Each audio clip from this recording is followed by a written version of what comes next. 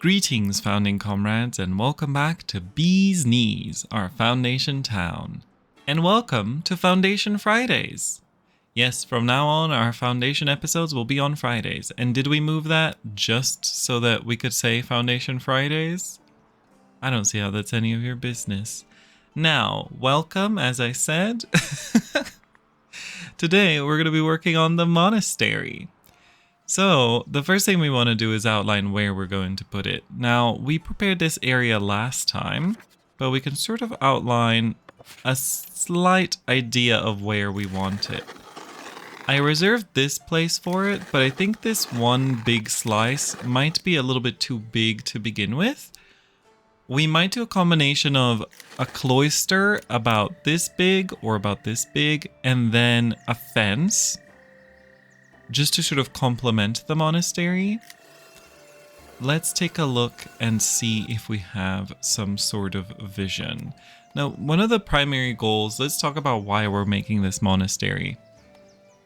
One of our primary goals to make this monastery is actually because I want to make sure that we have a good supply of berries, and a supply of vegetables is also going to offset the consumption of berries and fish, because we are kind of low on both of those. So supplying our population with both vegetables and berries is going to make sure that we no longer have this huge lack of rustic food. So let's begin. First, we need to unlock the monastery. It's over here. Let's go for it. We have a few more points of influence that we can spend, and we could probably also unlock the rustic cloister to begin with. Let's see what else we want to get. I'm going to skip the hospitium for now, but we can get the kitchen, the beekeeping, and might as well spend the clergy splendor package in case we want to decorate anything. We can also get the treasury, as treasury is a really good way to fill up different things that we need.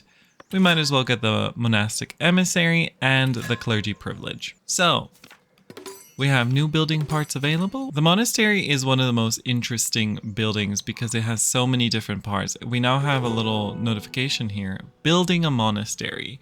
You can decide whether you want your monastery to just have monks or just nuns, or monks and nuns. This decision does not matter. This doesn't lock you off of anything. This is just for the tutorial's purposes. Essentially just saying, how do you want the tutorial to mark your progress? You need to have both a dormitory for monks or nuns, or just one. We're going to go for both, just so that we're keeping things relatively easy. And let's go ahead and see. You have all of these different parts. This is the structure with the most parts. Now we're going to start with just a little outline. So I'm going to go ahead and make this the cloister. Now the cloister, if you don't know, is the enclosed part of the monastery. So traditionally, cloisters are square or rectangular, and that's really the only shape you'll find out there. I prefer to avoid squares in my builds, but we'll start with a simple shape and then change it up as needed. This is always one of my biggest recommendations whenever you're doing anything and you're not really clear on where you want to take it. Starting with a big shape and then just whittling that shape into something a little bit more interesting can often be easier than trying to come up with something interesting from scratch. When you look to whether it's people in the arts or whether it's just other people who are playing video games like this, you might sometimes look at somebody and be like, wow, I can't believe that person made that really cool thing. I'll never be able to make something like that. But the reality is, this isn't their first time building, and it probably isn't their first time playing this game. And so we're all kind of editing a design that we have in our mind or whatever. So if you're looking to start something and you just don't have something in your mind, just go ahead and start a basic shape and the rest will follow. Now this is a pretty boring cloister. I think I definitely want to make sure that the shape is a little bit more interesting. So I'm going to move it around a little bit. We need to make sure that the iron doesn't get flopped over, because we like that iron over there.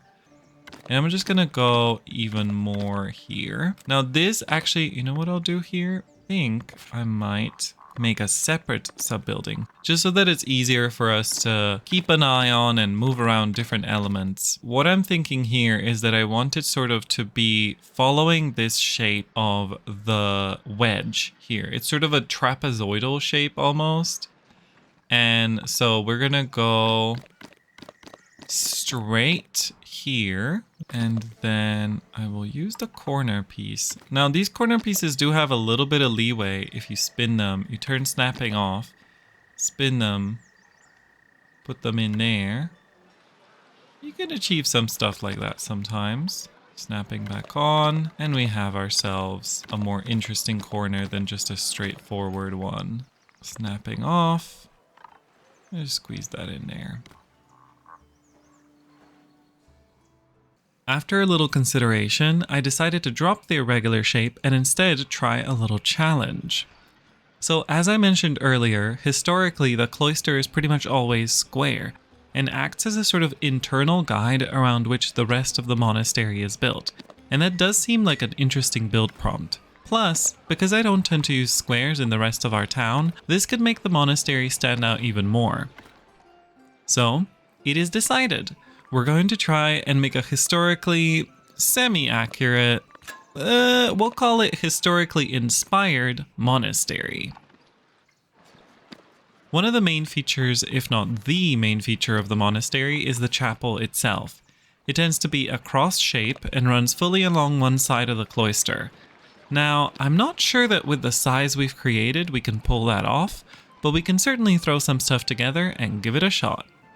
One of the things I don't like about the new editor is that we cannot actually move multiple different room elements at the same time. We can't select both the cloister and the chapel and just move the entire construction around. So that makes it a little bit more difficult to iterate on large constructions, but you know what, we'll do our best.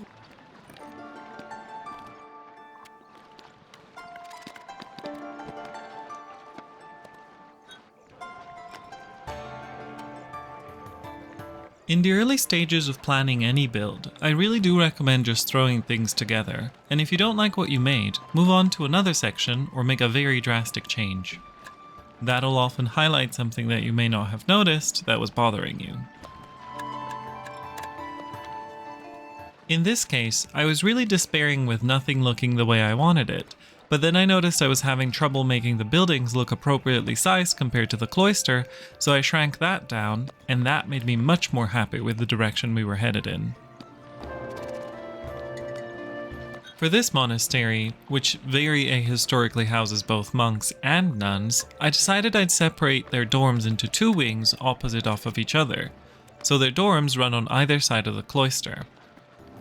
At the bottom are the kitchen and the refectory. I deliberately wanted the buildings on the outside to not match, so each has a slightly unique shape with its own peculiarities. This is probably not very historical since, with a few fancy exceptions, aside from the main chapel, monasteries tended to use copies of the same simple design throughout. One of the things that I also have as advice for the fellow indecisive minds, if you're deciding between something sort of minor and something more drastic, I often find that just go with the more drastic choice and then you can always dial it down. If you go for the minor choice, you're going to be wondering, should I have gone for the drastic choice the entire time? And because you didn't try it, you're going to continue to be indecisive. So one of the ways to cut through the indecision is to just say, okay, well, we're just going to go for the major choice, and then we'll see what happens. I was very unhappy with the chapel since it really wasn't giving that cross shape, nor was it going along any significant length of the cloister, so I decided to give it another pass. I knew I wasn't going to make it all the way along the cloister due to how everything was scaled, but I'm much happier with this approximation. A very decorative monastery can also be a good source of treasury structures. Generally, all large ornate builds will have lots of pieces that simply won't be feasible to use otherwise, so assigning sections to free build is a good way to keep them available for future use, or using them as treasury can quickly fill your coffers, if you haven't overscaled your build and bankrupt them, that is. Treasury pieces do need protection, and since I've not set that up yet, I've decided to forego that strategy for now. But it is one of my favorite ways to fill up a monument's rooms. Okay, well I might as well paint the clown paint on. Because look at the upkeep of just the chapel. I may have gone overboard again. Is it the nicest thing I've ever created? No. I kind of like this little chapel though. I think it's cool. We could maybe take out the long part, but I think it's nice. We could maybe take out the side part, this section here. But I love this little side swoop. I love it so much I did it twice. So I don't know if I want to remove anything. Will this bankrupt our town? Probably. Is it a bad choice to do it? Most definitely. Will I still go ahead with it? Probably. So at this point I tried to move the whole thing, but because you can't just move different rooms together, it just couldn't be done in an easy way, and the few attempts I did succeed in always ended up with the monastery either too close to one side or too far from another. There's a little bit in front of this iron. We could maybe make a fancy wall here. So we're just going to leave it where it is. Even though there's all this empty space, we'll have to find a way to fill that with something. Maybe a garden that surrounds the whole thing. We'll see. All right, it's time for the interior.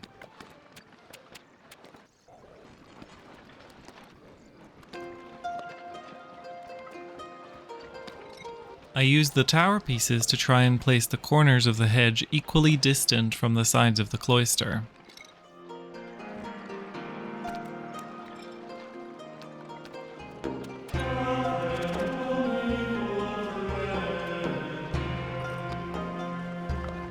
The inside of the cloister can actually be used for any of the monastery buildings, so we'll be making it into a little herb and berry garden. If our cloister was much bigger, we could also put the vegetable garden inside, but since that one works slightly differently, we'll make a little special zone for just our veggies in a bit.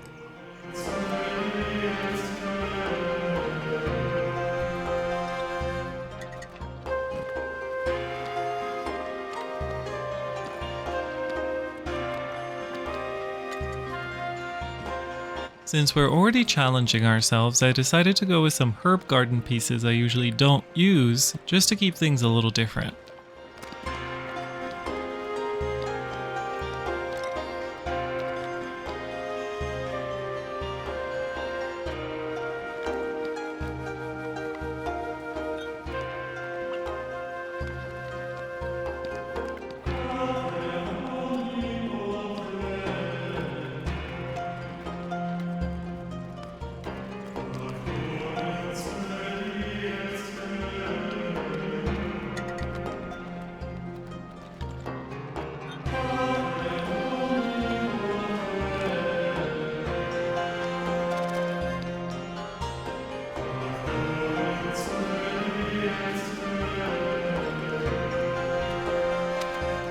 Our gardens, as well as a bonus beekeeper, are all set up. Now it's time for the decorations.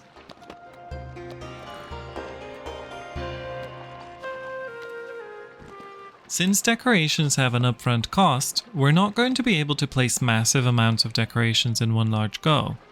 In fact, I think this is probably deliberate, because the developers want to encourage the use of decoration as something that you do here and there during little moments of downtime, as opposed to in large chunks.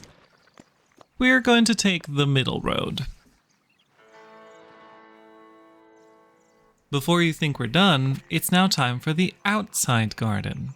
For this part, we're going to unlock the city fences. There's a couple of different fence designs I was looking at, but unfortunately the broad city fence, which is otherwise perfect for this, has different colored roof tiles on top, and they cannot be colored, which is a little bit unfortunate because if it were blue, that would truly be exactly the thing we need. Instead, I'll go with a fence I don't often use, since today is all about getting out of our comfort zone. One of the main questions is, do we want this place to be open? We could put a gateway. Or do we want it to be closed and only accessible from the inside? I think for immersion purposes, we want it to be closed, But for practicality purposes, I think leaving it open is probably going to be more efficient, as people will be able to walk out of multiple doors. But, you know, when have I ever allowed practicality to get in the way of shenanigans? So I think what I'm going to do is I'm going to, for now, make it so that it isn't accessible, and we'll see if that works. Sometimes pathing can get a little bit chaotic, if not for any other reason than for the builders.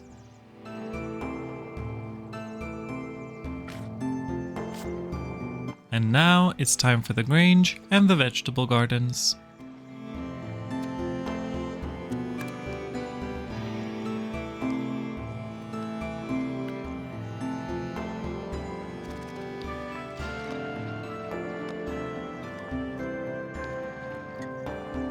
Okay, that's it.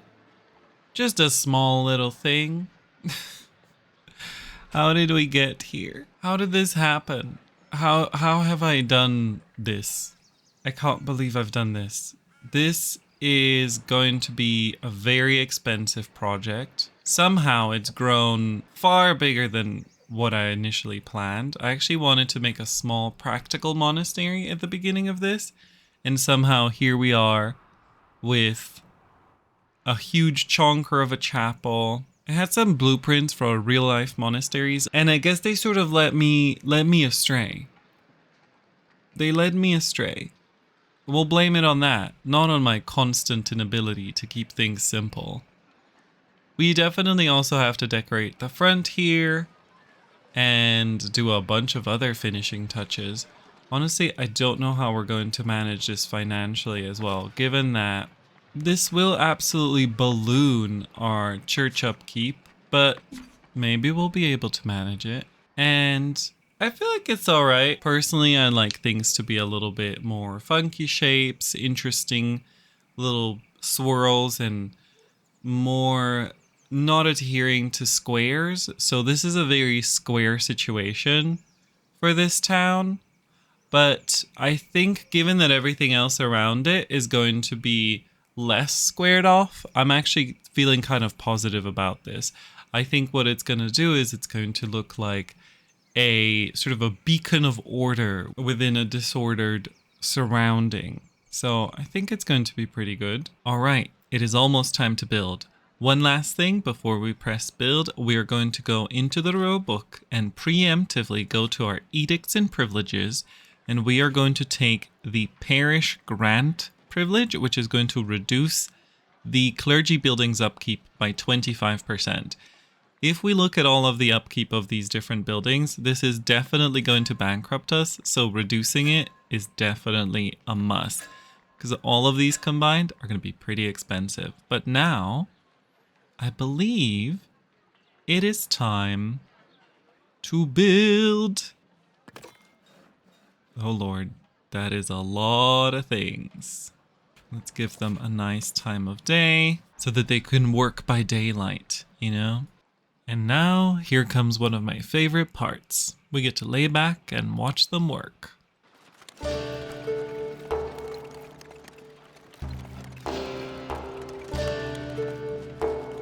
Interestingly enough, the words monk, monastery, and monastic are rooted in the Greek word mono, meaning one, and originally referred to religious hermits. There's some really cool info about one of the founders of Cenobitic monasticism, meaning community-based monasticism. Saint Pachomius the Great was active in Egypt in the 4th century AD, so that's pretty early on as far as Christianity is concerned. As opposed to traveling in poverty as other ascetics did before him, he founded a monastery, one that was a series of buildings enclosed by a wall, where he wanted to organize religious people into closed communities that would live together cooperatively and piously, and these Pachomian monasteries became super successful. By his death, there were 9 of them, connected into almost a type of federation known as the koinonia, which means fellowship, and collectively, thousands of people lived within them. They seem to operate almost like little city-states. It's really kind of cool. So by the late 300s, even Europeans were already doing monastery stuff. Inspired by Pachomius, And more famously, another Egyptian guy called Saint Anthony, who was more the hermit type, had a bestseller written about him. They inspired people to take up monasticism all over the Christian world. This is way earlier than I'd imagined before looking it up. I was sure organized monasteries were more of a medieval invention. Also, I said earlier that mixed gender monasteries are ahistorical, but actually the monastery of Bridget of Kildare was called a double monastery with both men and women supervised by an abbess, and apparently that wasn't that unusual in certain parts of the Christian world. A lot of Celtic early monasteries actually served more as mixed community homes for Christians of all ages and genders than completely segregated people. All in all, the history of monasticism is way more organic and interesting than I'd imagined.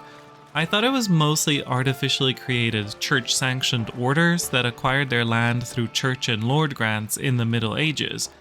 But really, orders like those were founded due to a decline of monasteries. So the medieval monasteries that we might imagine from popular media, or indeed this game, were really kind of a Gen 2 or even Gen 3 for Christian monasteries.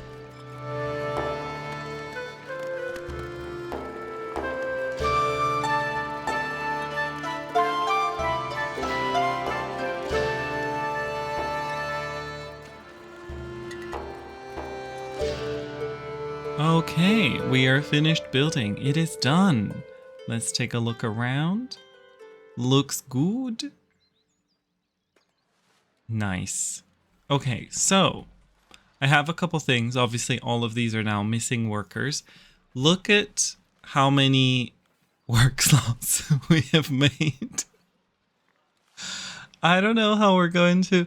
Let me just give me a moment to count these. Okay, so I may have made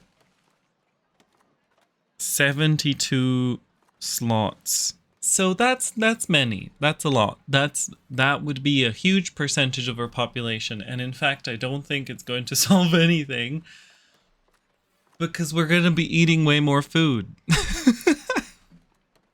But, you know, we built a beautiful monastery. Somehow it got away from me. All I wanted to do was a small thing with a little herb garden. And somehow, here we are. So, if you don't know, the way that monasteries work is you don't even assign people directly. You just send people to the monastery and then they live in it and work in it and they decide what workplace they're going to go to. So we can't even actually make sure that this has all of the berry pickers, for example. So this will be fun. This will be very fun for us to try and get them all to be in there. Were that people? Okay, let's accept those people because we're going to need them. So the first thing is I want to make sure that our bells are in a good situation. So I kind of went overboard with the bells specifically because I wanted many of them so that we could do something fun with them. So we have, what is this? 5 different bells. There's 5 different notes. So we can try and come up with something special with them. Okay, so I made this.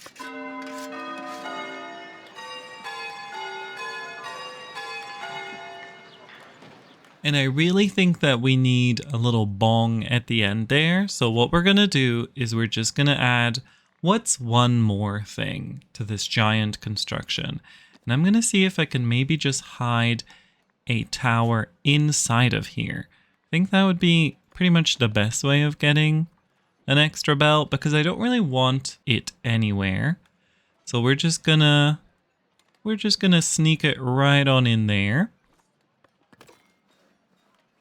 And we're just going to quickly get that built. Okay, here it is. I think this is it.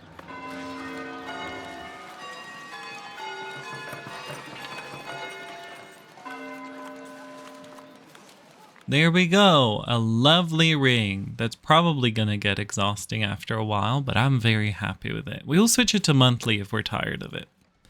But there it is. So that was the bells. Next, let's already start filling in... Oh, 1 serf left. Excuse me, why are you leaving? And where were you working? They still need to fix that. When somebody leaves, I think it'd be really important if we found out why. So maybe someday, maybe someday. We want to assign a monastic emissary. And I don't think we have anybody eligible because we have not committed anyone to the monastery yet. Devoted, I mean, not committed.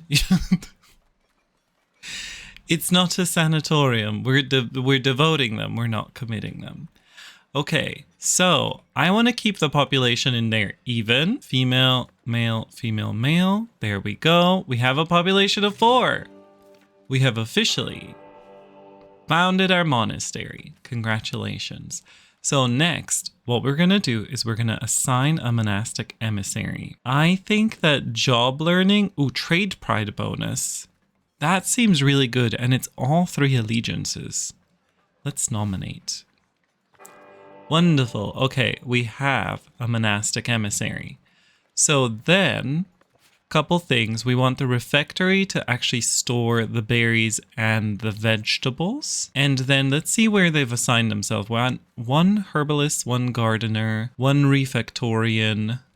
Wonderful. Okay. Then next, one of the things that your monastic emissary can do is really, really important. And that is they can invite people. So we're going to be inviting 5 of one and then 5 of the other type. So first let's invite 5 male novices. Just going to go down the list. So the important thing with this is that you don't miss them when they come in, because they come in just like any other immigrants. And if you don't pick them up, they will leave. So you get your little monks that you ordered from Temu, and then they just stand there and you have to accept them. Otherwise they will leave. So it's really important that you keep an eye on your town center. The bishop appreciates seeing a new settlement dedicate itself to the monastic faith. What do you plan next? Build a magnificent monastery? Be influential? Earn wealth? You know, I think the construction of our monastery did unlock new unlocks in the progression menu. So let's take the influence and let's take a look.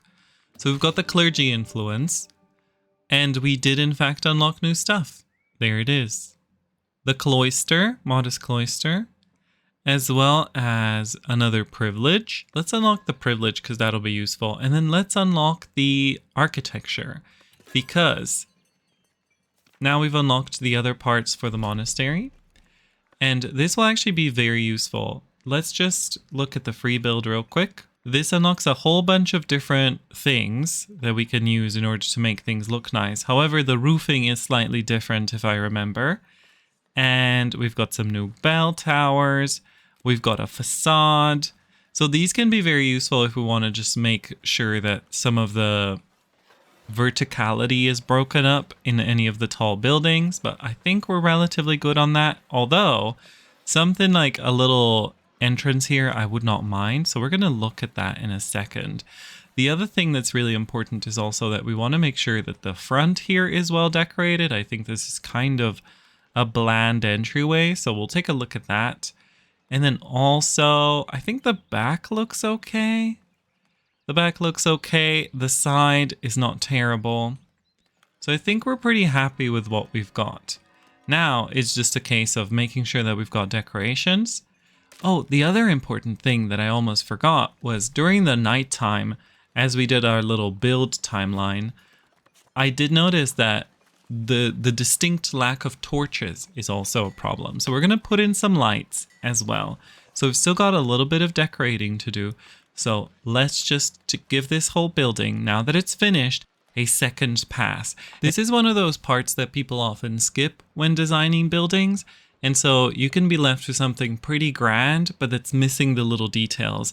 Or when you're designing it, you sort of go into it really in depth and you can either get exhausted or you can miss some things, especially because we don't have an option to preview the building the way that it would look when it's finished. You have that gray outline, which can cause you to miss certain details and stuff. So I think it's really good to have the building finished and then you go in and you can add the details such as the lighting, such as the little benches and stuff like that. Most of that I usually like to add after the building is completed. Is it just me, or is the preview of this thing much taller than this thing, which implies that it should be lifted? but I don't see any arrows. Sometimes they bug up and they really find the air, but I don't really see one.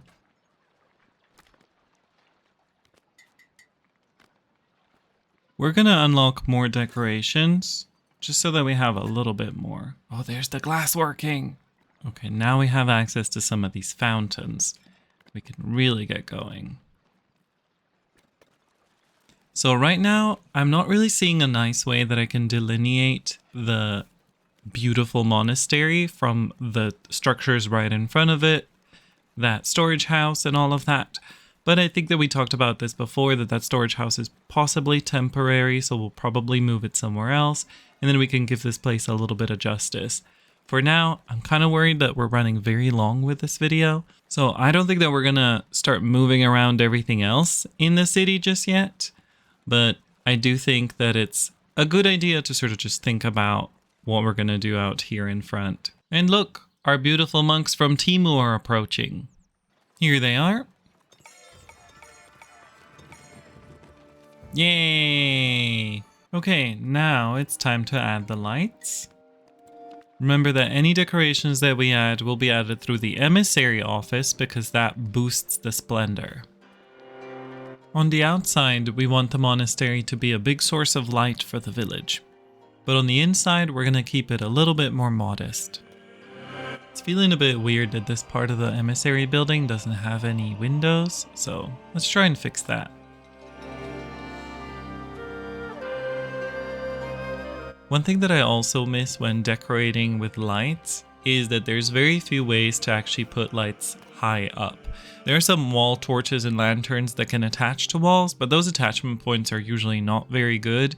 And it would be really nice if we had a little bit of a free placement of certain things based on both the horizontal and the vertical planes so that we could place our decorations anywhere we want.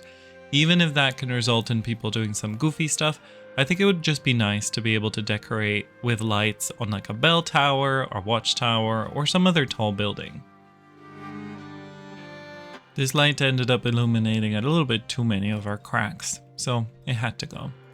Another good place where free vertical placement would be really cool is over here on this fence. I would love to be able to put this brazier or perhaps a torch in a way that it's actually seen at the top of these little balls. But right now, if we place a torch over here, it actually completely disappears into the fence. And what's worse is that there's probably no way to take it out. But I suppose while we're at it, we can put the torches all around. That did end up looking a little bit busted, but I think it's alright. Okay, that's the outside all torched up. Now it's time for the inside. A good trick courtesy of Galactic Tactic is if you want to make wall torches and you don't have attachment points, you can put these double torches inside of the wall and it just looks like the torch is coming straight out of the wall.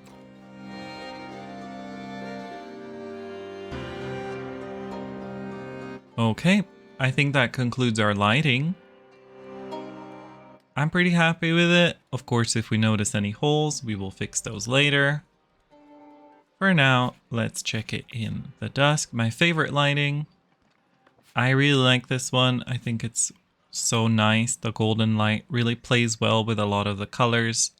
Of course, the better angle would be from here. So we kind of made this on the shady side during the dusk, but during the day, it's nice and bright and sunny and blue. Lovely. Okay, one more thing we should assign is the resources in the monastic grange. Since the monastery produces berries and vegetables, we're definitely putting those in there, as well as wax and honey. Honestly, I think I'll also put herbs in here. I'm not so sure how I feel about our addition over here, but you know, work in progress. We'll see how it goes. If we hate it in the long run, we can always remove it. Another thing that's needed is the vegetable garden needs a crop field. Now, normally I like to have a position of the building completely filled before I start painting the crop field, but we'll just do this by hand because we do not have enough monks to assign and they will come when they need to. We've also unlocked our bonus privilege, which means right now what I'm going to add is the good neighbor policy, which means every time we trade with a village of clergy allegiance, we gain 1 influence with that estate. Because right now we want a lot of influence so that we can import more monks and nuns faster. Right now we have a little order of nuns going. They're going to come in soon, I hope. We can actually check. It's an in progress. So the way that you got to watch out for this is as soon as this finishes, you will get the notification that monastics are coming. And that notification will just be here. It's not going to pop up in any ceremonious way. And so it's very easy to miss. And at that point, they're still at the edge of the map. So you have to really keep an eye out to make sure that you're not going to miss them. Once they come to your village center, you can let them join just like any other immigrant, and they will automatically be assigned. One final test of our success is also looking at our budget. We want to make sure that our income and our expenses are not massively too different. Of course, in order to get a good measurement, we will have to put the taxes back where they belong. So we're going to actually take 200 out of these taxes. We can look at last month's income. There's definitely a large enough difference for that tax reduction. So we are good. I believe our economy is stable. Oh my goodness. And we've reached a common path tier 5. That was unexpected. So now we can unlock even more decorations, which we shall do right now. Yay. Ooh, I almost forgot.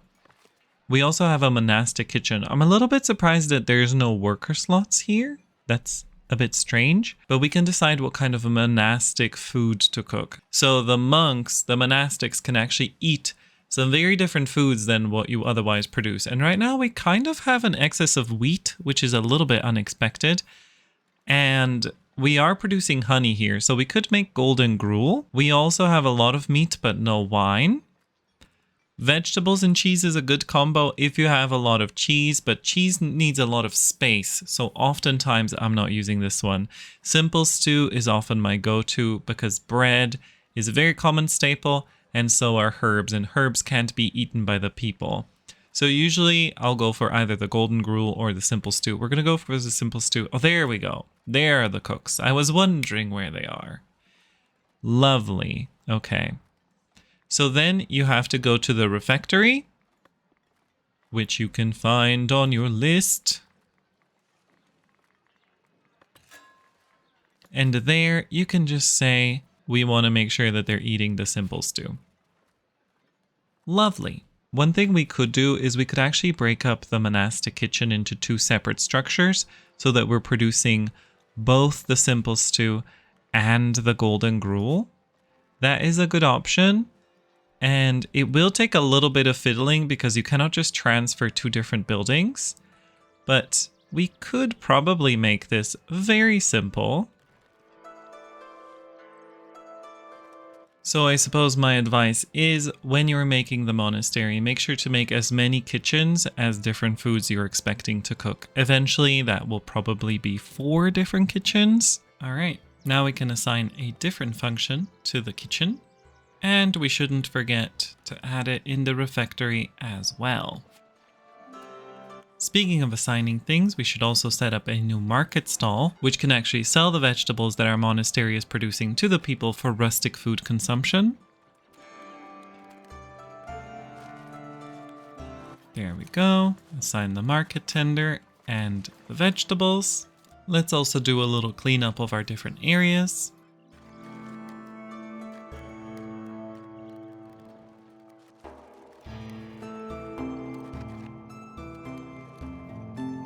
Oh, it's all looking so very rectangular, which is not my favorite way of designing, but it is what it is. Yay! Population hits 200! Nice! It feels like just yesterday we were celebrating 100. And now a very important step, which is to dismantle a lot of the extra builders that we've set around the place. They've actually leveled to level 6 while working here, which is pretty impressive. But unfortunately, we will not be needing their services. So that's 1. We could move one of these builders to the back of here. Yeah, let's give them. You guys get to live. You can just be here for now. Alright, our monastery is finished. There's still some things to do, and currently it stands out like a sore thumb against the very basic shacks and industrial buildings, but the town will grow, and we have more large projects planned. Looking at our food and other materials, our economy seems to have bounced back, and our budget seems to have stabilized as well. So next time we're going to hit the ground running on more developments. I hope you liked this very special mega project episode. This one took me a while, both to edit, research, and record, so I really hope you enjoyed it. So, if you would like to see how this town evolves, make sure to check back next week for another Foundation Friday. Maybe we'll finally get to tackle the old town center and make a proper market. For today, that's going to be it, so thank you so much for spending your time with me. If you enjoyed this video, make sure to do all the things that you do when you've enjoyed a video. Let me know what you thought, and most importantly, tell a friend about it, because YouTube isn't going to. If you'd like, you can also come say hi to me on Twitch at twitch.tv/lulling, where I stream 5 times a week. Don't forget to check out my other stuff over here, and I hope you have a lovely rest of your life. Stay solidary. Goodbye!